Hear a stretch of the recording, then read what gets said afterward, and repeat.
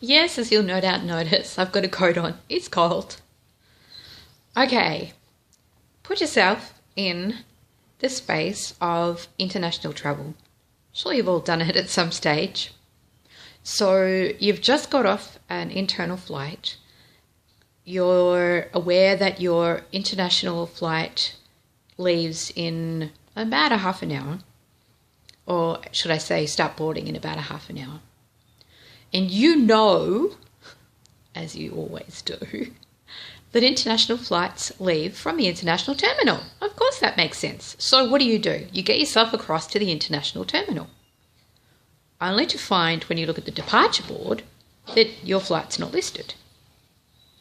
Then you start to ponder, well, maybe given that the carrier that you're travelling with is both an internal and an international carrier, maybe you didn't need to change terminals after all.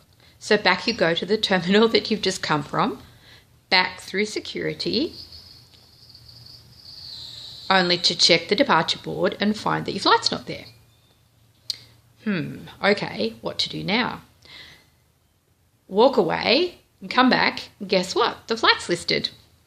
And then you realise, well, okay, you must be in the right terminal. So then there's that big, long trek down to the gate. What happens? You start heading down to where the signs are saying the gate is, only to find that you've actually got a bus trip to go from one part of the terminal to another part of the terminal. Okay, all good. You get to the gate and you have 10 or 15 minutes to spare. Not a spare seat in sight. Then some seats clear up or open up, and so you go and sit yourself down and they start to board your flight. All good. You're there. You've grabbed some water on the way. Tastes horrible. Doesn't matter. And you're at the gate. Then you board.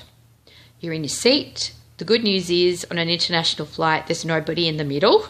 So that means that there's a bit more room. So things are looking really good.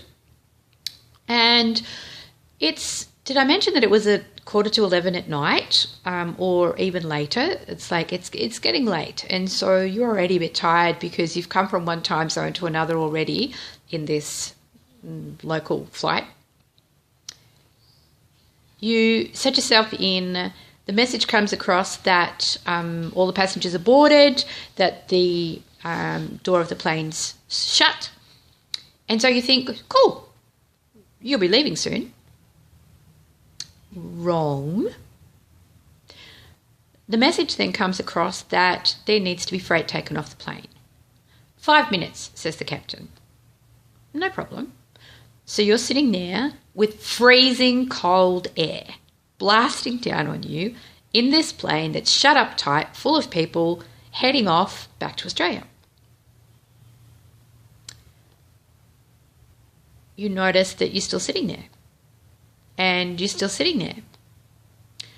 2 hours later, you leave.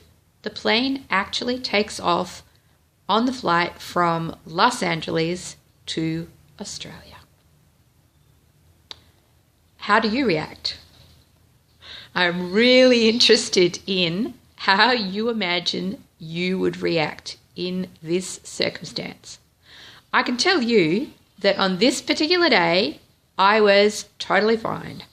In the past, I would have been fuming, furious, angry, upset, all of the above, all at the one go, and I wouldn't have enjoyed the flight. And in this instance, all I did was sat back, snuggled myself up with some blankets so that I kept warm, and I enjoyed the fact that I had 2 hours of calm before we took off on our international flight. Let me know how you'd go. I'm really interested in your experience.